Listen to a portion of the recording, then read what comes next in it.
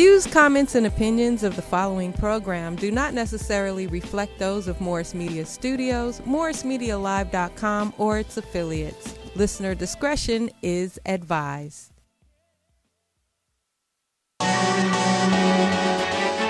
Sometimes you just gotta make it happen.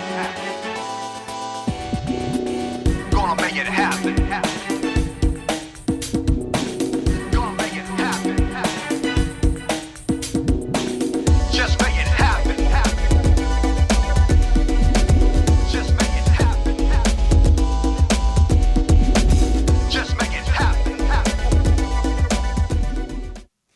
Hey y'all, I'm back, and I'm back here at Morris Studio. I'm so good to be back. Man, this pandemic killed my momentum for a second, but I'm back.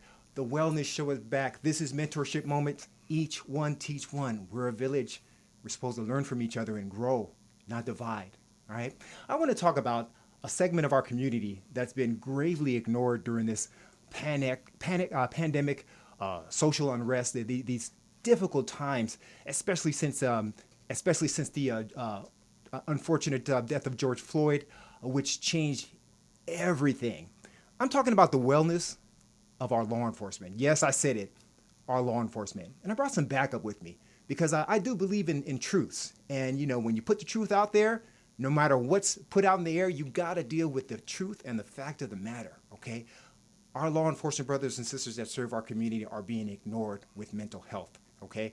The pressures of law enforcement put officers at risk with high blood pressure, insomnia, increased levels of destructive stress hormones, heart problems, post-traumatic stress disorder. And in this time, I've seen it tangibly get worse amongst our law enforcement officers. Here's why. The pandemic hit. We were in lockstep with our city council members as far as the handling with the first responders. As first responders, we were mentioned as the people that were out there helping alleviate the problem of COVID.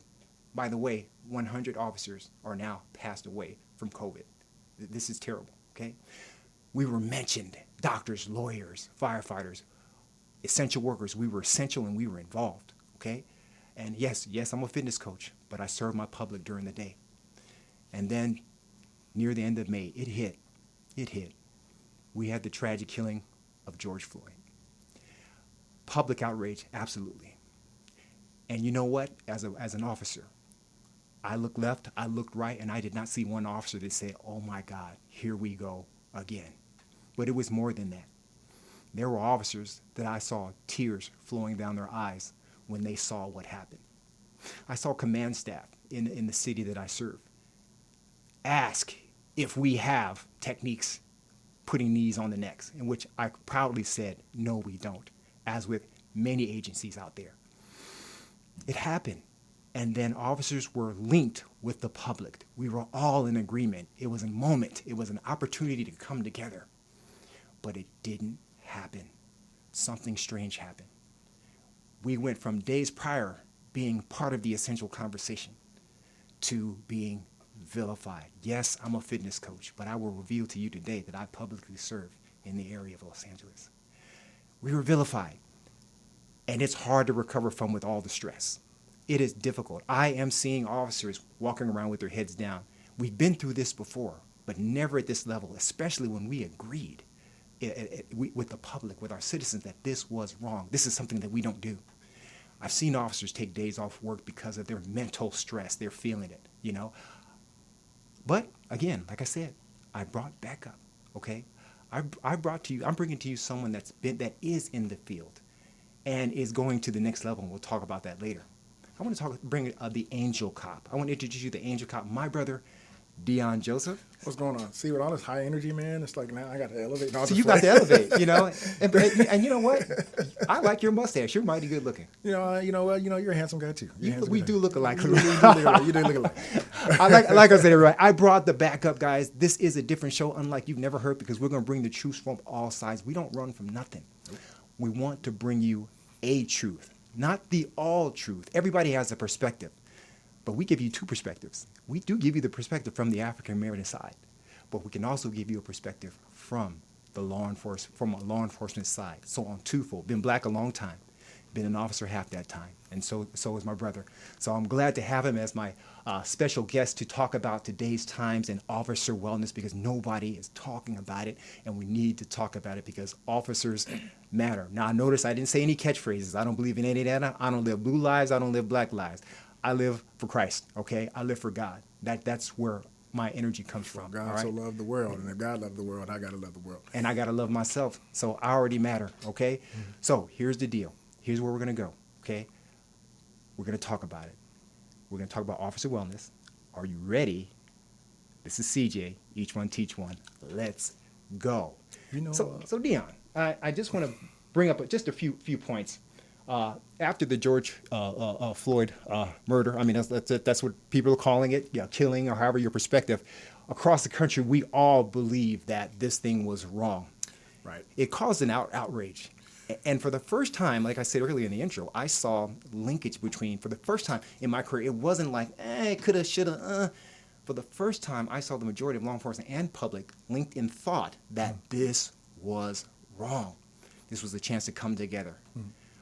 What happened, in your perspective, because you were out there every day. I spent like a couple of days out there. You were out there every day. In fact, before, during, and after the pandemic and all, you were out there with those officers in the LA area. Well, it was interesting. In your intro, you talked about one day being celebrated and embraced as part of the first responder community that in helping the pandemic. I lived that every night at 8 o'clock at night, or what we call 2000 military time. We would leave the station, or our patrol cars would drive around, and in the building and apartment buildings in Skid Row and in the historic core, people would lean out their windows and clap every time we drove by. I mean, this was happening. It was very encouraging because dealing with COVID was already one monster on our back. We're driving around. We can't hide. We have to put hands on people. We have to put people in handcuffs. We have to rescue people and put them in ambulances who could be COVID positive. And so that was stressful. For the crowds to be cheering and chanting, that was great. And then May 25th hit. Now, I didn't watch the video when it first happened. I think I was on a few days off, and sometimes when I'm off, I try not to focus on police work. So I watched when everybody kept talking about me. My friends were calling me and said, "Deon, did you see that?" I said, "No." Now, whenever I hear or see a police incident, I always base it on my training and experience, not my emotion, because only from an emotionless vantage point can you verify if an officer was wrong or right. That's the best way to judge it. So I tried to watch the George Floyd incident for 8 minutes and 40 seconds. I watched it the first time, and I was in shock. I tried to analyze it with no emotion.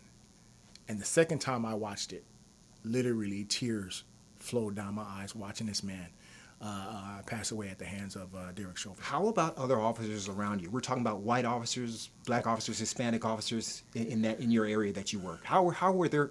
You were in there. You were out there patrolling. When I was in the office, there was a big screen TV when I came back after I watched it, and it was what everybody was talking about in the office. And then it came on. They showed it again. And black officers, white officers, Asian officers. I have a very multicultural unit that I work with. We're all looking at this, and everybody's just shaking their head like, oh, my God, what is that officer doing? I've been working police work for 25 years of my career. I've reported misconduct. I've reported brutality, and I did it without losing a drop of sleep. I've never seen anything like that, whether people believe that was a cause of death or not. I've never seen the level of cruelty to be sitting on a man's neck and then to have him pass away right underneath your knee and still not get him. The level of cruelty there was jarring. It was upsetting. And we were all, from that day right there, one of my fellow officers said, "Here we go," just like you said. He said, another one said, "It's over." And the others were like, it was horrific, and we knew that it was going to be bad. And then we had to go out there, and the protests and the riots too, because there were peaceful protesters. We acknowledge that. But there were also people there with other interests who were there to destroy, and the hate that we received from people who weren't even from our town. At points you didn't know, you mentioned PTSD. You never knew who your enemy was because everybody was wearing a mask, and everybody from all walks of life, or whether they're white, black, or giving you the finger, throwing something at you, you never knew who your enemy was. And I was there for 12 days straight. I remember it, and I didn't see my family. I lost weight. I didn't sleep for literally about 10 of those days. And the crazy thing, and the reason why is, I'm thinking about the Floyd family and how tragic that was. My heart just broke. And on top of that, going out and just dealing with more hate for something that I had nothing to do with. Now, clarify that when you say you had nothing to do, because there's this perception that, and I'm not being funny, we're on social media all the time, fighting the battle on social media. Right. There are people that think that every police agency works at the same academy in some bubble with the same policies, and we kick butt, and that's what we do. Go from that angle. Well, I always tell people police officers are a microcosm of society. I think we all can agree that in the United States of America, the majority of individuals, whether they're black, white, gay, straight, Christian, Jew, Muslim, are decent people. And if you don't believe that, please get off social media tonight and go say hi to your neighbor.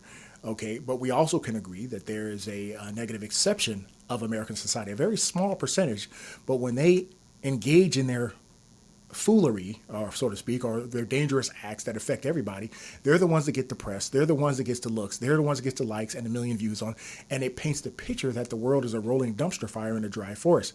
Where do police officers recruit from? They recruit from the American public, and I can assure you that working 25 years that the vast majority of officers I work with were decent, hard-working, middle-class working people, but there is a negative exception that exists, and when they rear their ugly head, it affects us, and I understand why, because we hold people's lives and freedoms in their hands. So I don't knock the extra scrutiny at all. I think it's necessary. What I don't understand is other professions where people have their other people's lives in their hands. Doctors, teachers. Look, in 1 year, doctors killed 250,000 people from malpractice, accidents, and misdiagnosis, and most of those were people of color. But nobody's saying defund doctors, and nobody stopped going to the doctor when your stomach's hurting or you got a headache. You still go. Teachers. Teachers are incredible human beings. The vast majority of them are decent human beings. But every time it seems like every week, we turn on the TV and there's a teacher who slept with her 17-year-old student, or a teacher who slept with 28 first graders, or another teacher who fed his bodily excrements to his third grade students. Every week we're seeing that, but nobody's saying defund teachers. And so what I feel like, every movement needs a villain. And I feel like today's movement, the villain needed is law enforcement. But what it's doing is you're not only hurting the vast majority of decent human beings who are going out there putting it all on the line for you, they really are. In the end, you're also hurting the community, because it's a scary time to be a police officer right now. One wrong move and that's it. So I'd like to steal a phrase from Dr. Nelson, but I can't say it because of the expletive, and I want to try to keep my show clean. But we're in the doo-doo, right? We're in the doo-doo. So we're officers out there in the madness. And pre-pandemic, pre-riot, or pre-protest or civil unrest, whatever you want to call it, we were heroes. We were involved in the first responder conversation. And then while we're still doing our job, protecting some of the protesters that were out there trying to harm us, right, along with arresting and other things, you can agree or disagree, but that's what we were doing. Do the math, that's a fact. We're being labeled, and I don't want to name names, by our leaders, mayoral leaderships from across the country, not just one, that we're killers. So you're in the middle of helping someone or engaging the community during this this civil unrest. The interesting thing about this time is we've been here before, like you said, but never to this level. Even though at times that we were thrown under the bus, we were never backed over, because leaders across the country, all civic leaders, realized in the end they needed us. Currently, what we're seeing today is we're not seeing civic leaders anymore. We're seeing followers in leadership positions. They're doing what they need to do to survive. And what's disheartening to me is they're bowing to the will of individuals, many who don't even live in the city or even in the darn state.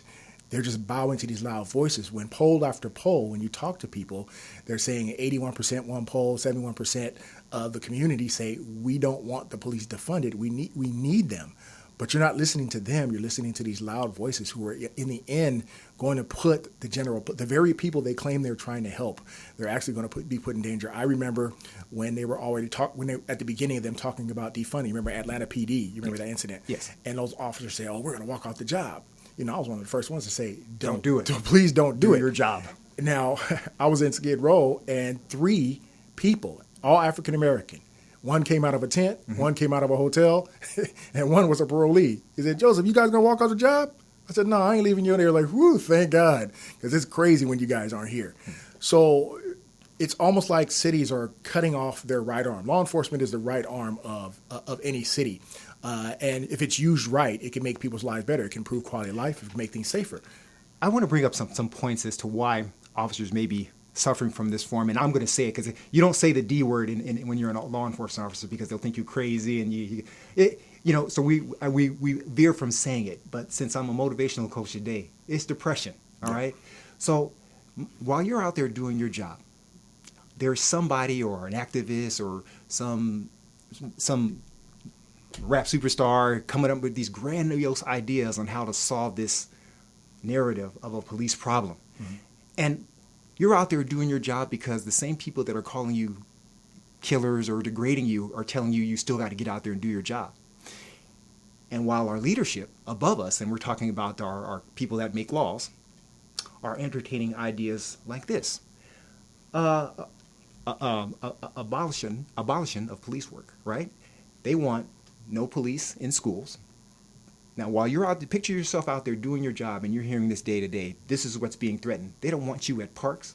They don't want you at prisons, during evictions when you need the police the most, dealing with the homelessness, which is your specialty, Mr. Angel Cop, public transportation, car accidents, DUIs, and traffic violations, neighborhood gatherings, mental health crisis, not mental health incident, mental health crisis.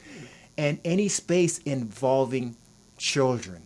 So I'm out there doing my job, and I'm being labeled as if I'm no better than a child molester, and the people around me that I've been working with for 25 years.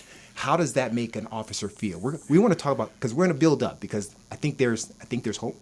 Well, it's hurtful. If you don't think we have feelings, you're mistaken. I started a mentor program called the Just Like You program, where I mentored at-risk youth in Skid Row and beyond. And I went in and built relationships with those children and teenagers, and we became like family to a degree, to where they'd even see me in the street arresting a bad guy, and they'd still come up and grab me by the leg and say, "Hi, Officer Joseph." I'd be like, "Hey, I'm handling business here." I would walk into the schools, and the people would hug me and kiss me, and the kids would be all over me, and "Hey, sit down, calm down." It was a beautiful thing. And then over just the course of 2 years, with this narrative that we are all monsters trying to kill you just because of the color of your skin. Now, when I walk into a school, kids are afraid. "Are you going to shoot me, officer?" It's like, wait a minute, you just saw me 2 years ago. But it's just horrific. See, this is no longer about let's help our people or protect our people. This is about punishing anybody who decides to wake up in the morning and put a uniform on. You're talking about keeping officers out of park. 2 parks that I police in my area are some of the most dangerous parks on the planet. Years ago, I worked together with activists to help clear the park. We've worked together. Play basketball with them, help clean up the parks. That was a fun day, by the way. Oh, yeah. He came and played ball with us, okay? Go there and mentor kids in the park, protect the people who were there for the Narcotics Anonymous meetings from the gang members who had taught them that we were welcome in the park. Do you know what would happen if we were out of the parks right now? The gangsters would completely take over. You know, those people are so happy to see me when I take over a table and put out community information and sit down and have a conversation. See, these are the tactics of one of the most evil men in the 20th century, who said this, Adolf Hitler. He said, "Tell a lie, keep it simple, and repeat it over and over and over again until everybody believes it." One of his lackeys said this: "Tell a lie once, tell a crazy lie once, nobody's going to believe you. You tell that same lie 1,000 times, everybody's going to believe you." What was the narrative about you and me in the late 70s and 80s as African-American men? All blacks are criminals. All blacks are criminals, which produced the 1994 crime bill, which overreached its goal and put a lot of us in prison who shouldn't have been there for a long time. Agreed. And what's the current narrative? All cops hate minorities. All cops hate minorities. And when you keep it that simple and you repeat it over and over again, we're in an era that I call the microwave society. Okay, people don't want to slow cook anything anymore. You don't want to use all the ingredients. You don't want to know. Don't forget all the ingredients. Let's just throw it in the microwave, light it up, and I want to eat that bad boy, but it's going to give you cancer and burn the roof of your tongue. Right, even though it may taste good. Yeah. Lies are delicious. Truth is ugly. The truth is ugly, and nobody wants to hear the truth. But in the end, this microwave society that we live in, and it's not that people aren't intelligent. The people that I'm arguing with all the time in love are some of the most intelligent people in the world. But we've all, even me, I have to admit it, with social media, we've all become intellectually lazy where there's no more critical thinking. It's the first headline I see. We become headline thinkers, and that is the most dangerous. A subjective society is a dangerous society. I've made the mistake myself, and I like to research facts, and you do too, please. You do a good job of that. But I made the mistake a couple of times of jumping in on something with emotions. And a couple of years ago of police shootings, and then when the facts started rolling out, I was almost embarrassed that I jumped that far in. It's not saying I was right or wrong, but I was celebrating facts that weren't there. Okay, right or wrong. And it seemed like nobody wants to wait until the whole story is being told. And I blame our community. I blame even some of our officers, and I blame the media, working media at one time for a bit. They used to put out the bullet points of the facts first and then get the opinion. Right. Now it's newstainment, I guess, news entertainment. How sexy is the story? Is it black versus white? That's another dangerous narrative, that's keeping officers down. And to my white brothers out and sisters out there doing their job hard, I respect you and I love you, and it's tough for you right now. And I'm here to tell you, you're doing your job, I got your back, But that's where we're living right now. Everybody just like, girl, did you hear this? Yeah, then it must be so. And we cannot live in a society like that. What do you think about that? Well, it's putting us in danger as African Americans, and not only do you have officers who are a little shy about going forward and doing their job and showing up in some parts. I haven't stopped at all. I'm going to keep doing my job because people's lives depend on it. But rationally and reasonably, there are some officers who says, look, you know what? I'm just going to drive around and wave. I'm going to collect my paycheck and I'm going to go home. And crime is starting to skyrocket as we speak. So this whole narrative that if you get rid of the police, it's going to make things better is already blowing up in people's faces. It's not even law yet. And the idea of it, the discouragement, the thought of, it's already proving a negative effect. So what do we do about it? Do we need to continue to engage? Absolutely. That's what in your area where you've been working, that agency has led the charge on engagement. Absolutely. You're Just Like Me program, Ladies Night, but it's also movie nights at the park. I've worked with counselors at those parks in the area that I used to supervise. Right. Now that same council member is rallying behind this defund, abolish the police, and it's sickening because I don't even believe that that's real. I don't believe they believe their own minutia. Trust talks. Working with a pastor / activist, a wonderful man named Delonte Goldstein. We don't see eye to eye on a lot of things, but the one thing we do both agree on is we love our people with all our heart. And in where I work, we had a police shooting that, of course, the activists got there and spun it out of control. The media, they did the whole black-white narrative and wasn't an officer there white. They did the whole dance. And they tried to turn it into the next Ferguson. Because of the relationships that I had established prior, that didn't happen because that pastor said, Deon, you can't run from this. And I walked into it. I didn't run away. I walked in. I met with the people. I talked to them about police tactics. And then what was birthed from that was the trust talks. It was his idea, great idea to bring us together. And we brought in purposely people from the street, parolees, gang members. We didn't want just snooty folks from the lofts. This wasn't going to be that kind of meeting. We wanted to put an officer at a table, an activist, a tent dweller, a loft dweller, a drug dealer, all sitting at the table with the whole driven point of humanizing each other. Now, this is what can stem from that. We had, on average, we had 6 of them, 150 people show up to these meetings. These were huge meetings. And the community still wanted more because deep down inside, they did want a relationship with us. And now you're trying to take that away based on something that happened 1,000 miles away. That's wrong. I have to cut him off because there is an announcement that I need to make that is pertinent to this. Listen, you think I'm lying, as we say in Louisiana? You think I'm lying? Go ahead and Google Officer Deon Joseph. The work is evident. But I have 2 things before I get into the announcement that I think is going to help officers.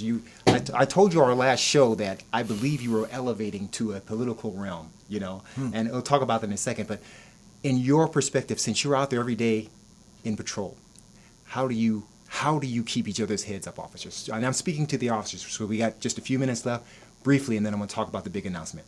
Well, I can tell you that's pretty much impossible now because everywhere we go, we face a lot of hatred. We come in the station, that's the number one topic. Oh, I'm driving down the street and somebody threw a rock or somebody gave me the bird. And with that sense of hopelessness, it kind of inspired me to move to a different level. I can't help the people of Skid Row any more than I have in the past due to litigation, change in laws. I'm really limited in how I can keep them safe, and I want to get back to that place. But we can't get back to that place if our officers aren't well. So what I've decided to do was... See, why he's going to take this? He always takes surprises away from me. Oh, I'm sorry. Last episode, I talked about, and you guys we'll send a link to the last episode. We talked about him elevating to politics, because I believe that's where he's going as we get close to our retirement. He's vying to be league director for the Los Angeles, for the Los Angeles area, for that area community.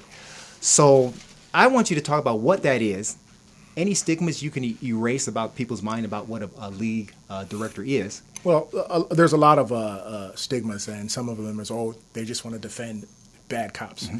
And that's not true. The job of a director is to try to, if an officer does his job in good faith within the law and within policy, is to basically advocate for them. And that's pretty much it. They don't defend bad cops. If you watched any of the pressers of many unions across the nation, they said that they don't condone what happened to George Floyd. They don't condone what happened to Walter Scott and people like, Fact check that. It's true. It's true. It's true. As a matter of fact, I did an interview with 6 officers from across the country with NBC years ago. You can look it up, where we were talking about the Walter Scott incident. And every single officer, white, black, from Indiana to Cincinnati, L.A., every single one of us condemned that. See, it's not the policy or the laws that are the problem. Mm-hmm. See, the problem is when an individual officer steps outside of policy and the law. And that's what we're trying to get people to understand. So what is your platform in fighting the battle for the officers that are doing their job as a future league director? And then I have a question myself before we close. Well, one of the things I want to do is I was gifted at is bringing civic leaders and police officers and community members together. I did that for 15 years. So I need, where I work, our city council members to come and meet with our officers quarterly and just have a conversation with them and stop looking at them like they're robots engaged in systemic. We're working for you. And the thing is, you've done that before. You've already been doing the work. You are engaged with politicians already. I already know how to do that. So I'm just putting that plug in, all right? Have some go on ride-alongs. We have some who don't even want to go on ride-alongs to see what it is that we do and how difficult it is.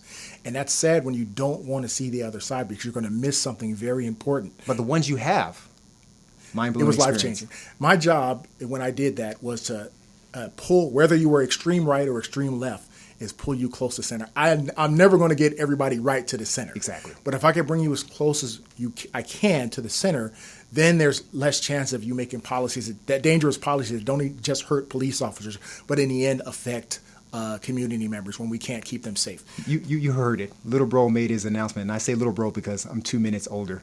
Clearly he's the bigger bro. but he's in better shape and better looking. Yes, I am. Anyway, you're not supposed to do that. You're supposed to give it back to me. No, you look all right. Anyway, so I'm just like, we do this all the time. Look, I have a question. I have for our officers out there.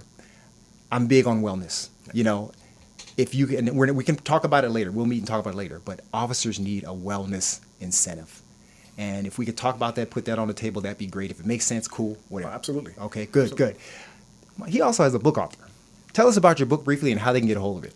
I wrote a book a couple years ago called Stepping Across the Line. It's still out, and by the grace of God, a lot of people have picked it up. And I wanted to humanize 3 groups. I wanted to humanize police officers that police the homeless. I wanted to humanize the homeless, and I also wanted to humanize people with faith because I feel like all 3 were getting a bad rap, and I wanted people to see the reality of who we are and what those people go through and the challenges we face in trying to help them through my story. And it's a journey. It's a journey where I didn't like the police at all. I hated the police. But then at some point, I had to become one, and I saw the other side. The only difference between me and you is that I saw the other side, and that's why it's called Stepping Across the Line, Volume 1, a Skid Row cop story. You could pick it up anywhere, but also don't forget, Coach CJ, still Books are selling off the chain as far as an independent hustler, navigating through the valleys of success, a perspective in perseverance. I briefly talk about, you'll see some similarities in our books, but I also talk about the entrepreneurial wellness perspective from the God-given gift that he blessed me with. So definitely can pick that up on Amazon, hit me up on the website. Guys, if you want to know more and engage with us, you can hit me up at cj.functional@gmail.com. You can go to my website, cleonjoseph.com or CJFF Publishing. Deon, I know you do public speaking. Where can people reach you at? You can reach me at www.deonjoseph.org, or you can hit me up on my Officer Joseph fan page, Officer Deon Joseph. You can hit me up at Instagram, Officer Deon Joseph, all squeezed together, or just Deon Joseph Facebook. That's just me just being me. I told you guys I'm going to continue to bring the heat. In 2 weeks, we'll have another guest. I want to attack all forms of wellness. Yes, I'm a fitness coach, but I should attack all forms. So we want to deal with human trafficking because that's an ignored issue. And we want to talk about your health. So more to come, but I need your support. So if you like us, give us feedback, hit us via email. You can hit me up on Facebook at Cleon CJ Joseph. Whatever feedback, we love it because we want to grow. No subject can be untouched when it comes to wellness. Each one teach one. We are the village. God bless you. Thank you for the comeback show. Thank you, Deon. Oh, no problem, man. Thank you. Gonna make it happen.